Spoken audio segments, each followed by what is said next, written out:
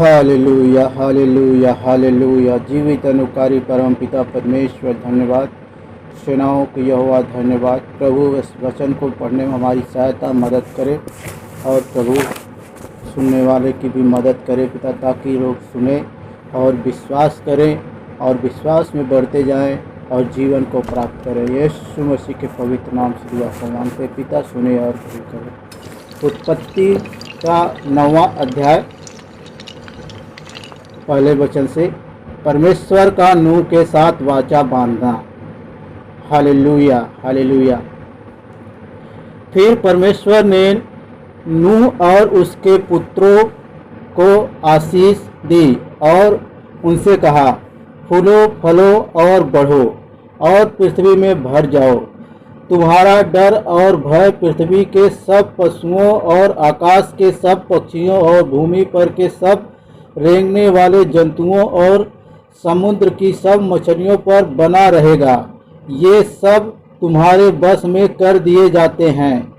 सब चलने वाले जंतु तुम्हारा आहार होंगे। जैसा तुमको हरे हरे छोटे पेड़ दिए थे, वैसा ही अब सब कुछ देता हूँ।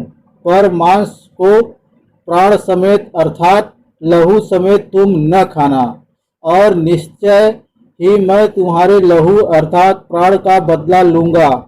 सब पशुओं और मनुष्यों दोनों से मैं उसे लूँगा। मनुष्य के प्राण का बदला मैं एक एक के भाई बंधु से लूँगा। जो कोई मनुष्य का लहू बहाएगा, उसका लहू मनुष्य ही से बहाया जाएगा, क्योंकि परमेश्वर ने मनुष्य को अपने ही स्वरूप के अनुसार बनाया है। और तुम फूलो फलो और बढ़ो और पृथ्वी पर बहुतायत से संतान उत्पन्न करके उसमें भर जाओ। फिर परमेश्वर ने नूह और उसके पुत्रों से कहा, सुनो, मैं तुम्हारे साथ और तुम्हारे पश्चात जो तुम्हारा वंश होगा उसके साथ भी वाचा बांधता हूँ, और सब जीवित प्राणियों से भी जो तुम्हारे संग है, क्या पक्षी, क्या घरेलू पशु, क्या पृथ्वी के सब बनेले पशु, पृथ्वी के जितने जीव जंतु जहाज से निकले हैं। और मैं तुम्हारे साथ अपनी यह वाचा बांधता हूँ कि सब प्राणी फिर जल प्रलय से नष्ट न होंगे, और पृथ्वी का नाश करने के लिए फिर जल प्रलय न होगा। फिर परमेश्वर ने कहा, जो वाचा मैं तुम्हारे साथ और जितने जीवित प्राणी तुम्हारे संग हैं, उन सब के साथ भी युग युग की पीढ़ियों के लिए बांधता हूँ। उसका यह चिन्ह है, मैंने बादल में अपना धनुष रखा है। वह मेरे और पृथ्वी के बीच में वाचा का चिन्ह होगा। और जब मैं पृथ्वी पर बादल फैलाऊं तब बादल में धनुष दिखाई देगा। तब मेरी जो वाचा तुम्हारे और सब जीवित परिधारी प्राणियों के साथ बंधी है, उसको मैं स्मरण करूंगा। तब ऐसा जल प्रलय फिर न होगा, जिससे सब प्राणियों का विनाश हो। बादल में जो धनुष होगा, मैं उसे देख के यह सदा की वाचा स्मरण करूंगा, जो परमेश्वर के और पृथ्वी पर के सब जीवित शरीरधारी प्राणियों के बीच बंधी है। फिर परमेश्वर ने नूह से कहा, जो वाचा मैंने पृथ्वी पर भर के सब प्राणियों के साथ बांधी है, उसका चिन्ह यही है। Hallelujah hallelujah. नूह और उसके पुत्र। नूह के पुत्र जो जहाज से निकले वे सेम, हाम और येपेत थे। और हाम कनान का पिता हुआ। नूह के 3 पुत्र ये ही हैं, और इनका वंश सारी पृथ्वी पर फैल गया। नूह किसानी करने लगा।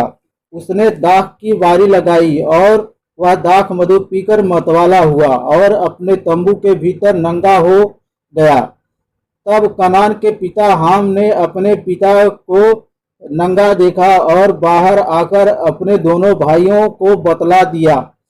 तब सेम और येपेत दोनों ने कपड़ा लेकर अपने कंधों पर रखा और पीछे की ओर उल्टा चलकर अपने पिता के नंगे तन को ढांप दिया। और वे अपना मुख पीछे किए हुए थे, इसलिए उन्होंने अपने पिता को नंगा न देखा।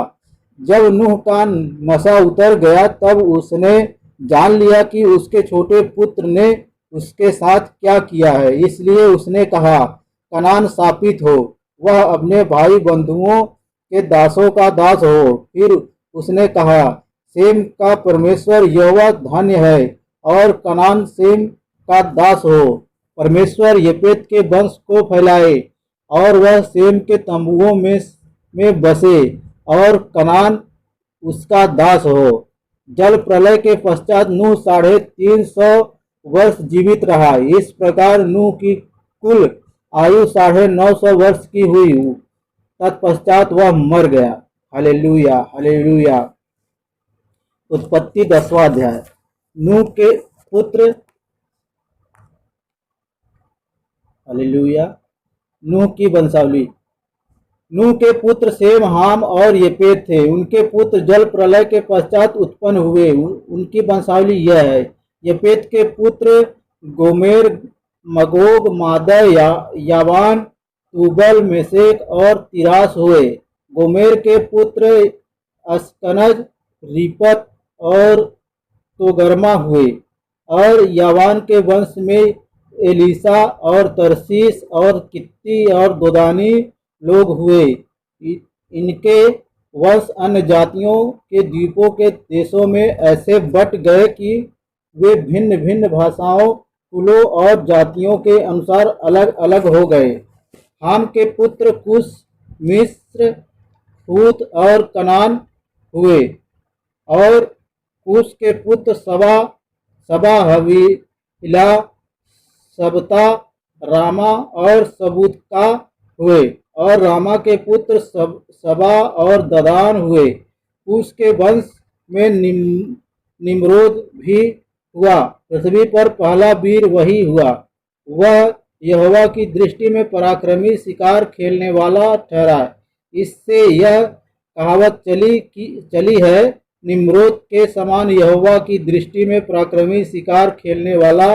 उसके राज्य का आरंभ सिनार देश में बेबीलोन, एरेक, अक्कद और कलने से हुआ। उस देश से वह निकल कर अश्शूर को गया और नीनवे, रहोबोतीर और कालह को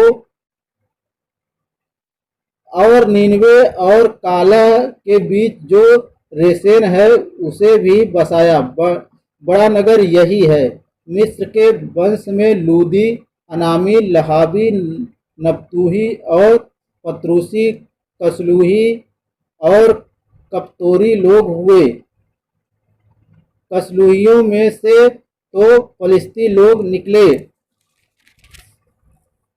कनान के वंश में उसका ज्येष्ठ पुत्र सीदोन, तब हित्त, यबूसी, अमोरी, गिरगासी, हिब्बी, अर्की, सीनी, अरबदी, समारी और हमाती लोग भी हुए। फिर कनानियों के कुल भी फैल गए और कनानियों की सीमा सीदोन से लेकर गरार के मार्ग से होकर अज्जा तक और फिर सदोम और अमोरा और अदमा और सबोयीम के मार्ग से होकर लासा तक हुआ। हाम के वंश में ये ही हुए और ये भिन्न भिन्न कुलों, भाषाओं, देशों और जातियों के अनुसार अलग अलग हो गए। सेम जो सब एबेर वंशियों का मूल पुरुष हुआ और जो येपेत का ज्येष्ठ भाई था, उसके भी पुत्र उत्पन्न हुए। सेम के पुत्र एलाम, अश्शूर, अर्पक्षद, लूद और आराम हुए। आराम के पुत्र ऊस, हूल, गेतेर और मस हुए। और अर्पक्षद ने सेलह को और सेलह ने एबेर को जन्म दिया। और एबेर के 2 पुत्र उत्पन्न हुए। एक का नाम पेलेग इस कारण रखा गया कि उसके दिनों में पृथ्वी बट गई।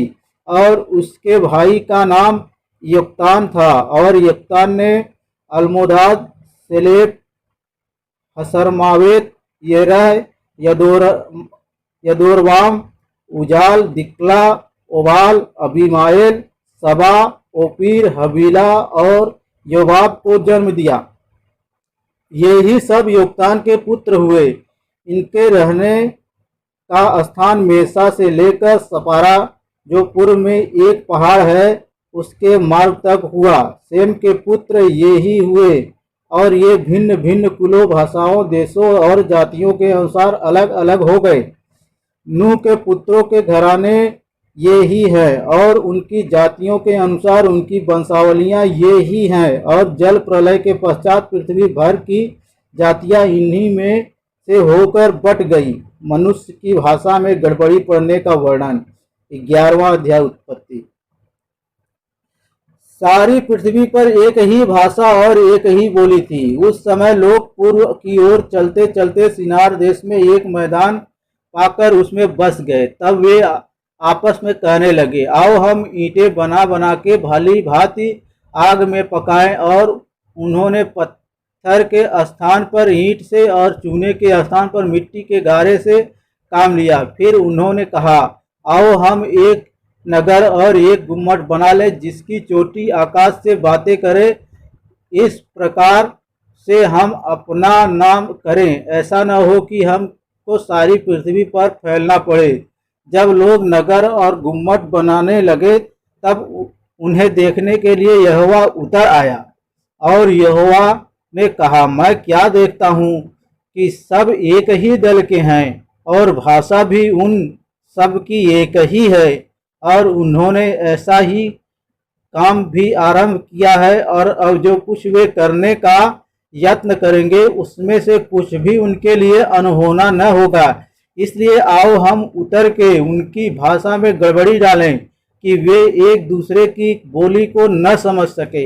इस प्रकार यहोवा ने उनको वहां से सारी पृथ्वी के ऊपर फैला दिया, और उन्होंने उस नगर का बनाना छोड़ दिया। इस कारण उस नगर का नाम बेबीलोन पड़ा, क्योंकि सारी पृथ्वी की भाषा में जो गड़बड़ी है वह यहोवा ने वहीं डाली। और वहां से यहोवा ने मनुष्य को सारी पृथ्वी के ऊपर फैला दिया। सेम की वंशावली। सेम की वंशावली यह है, जल प्रलय के 2 वर्ष पश्चात जब सेम 100 वर्ष का हुआ, तब उससे अर्पक्षद का जन्म हुआ। और अर्पक्षद के जन्म के पश्चात सेम 500 वर्ष जीवित रहा, और उसके और भी बेटे बेटियां उत्पन्न हुई। जब अर्पक्षद 35 वर्ष का हुआ, तब उससे सेलह का जन्म हुआ। और सेलह के जन्म के पश्चात अर्पक्षद 403 वर्ष और जीवित रहा, और उसके और भी बेटे बेटियां उत्पन्न हुई। जब सेलह 30 वर्ष का हुआ, तब उसके द्वारा एबेर का जन्म हुआ। और एबेर के जन्म के पश्चात सेलह 403 वर्ष और जीवित रहा, और उसके और भी बेटे बेटियां उत्पन्न हुई।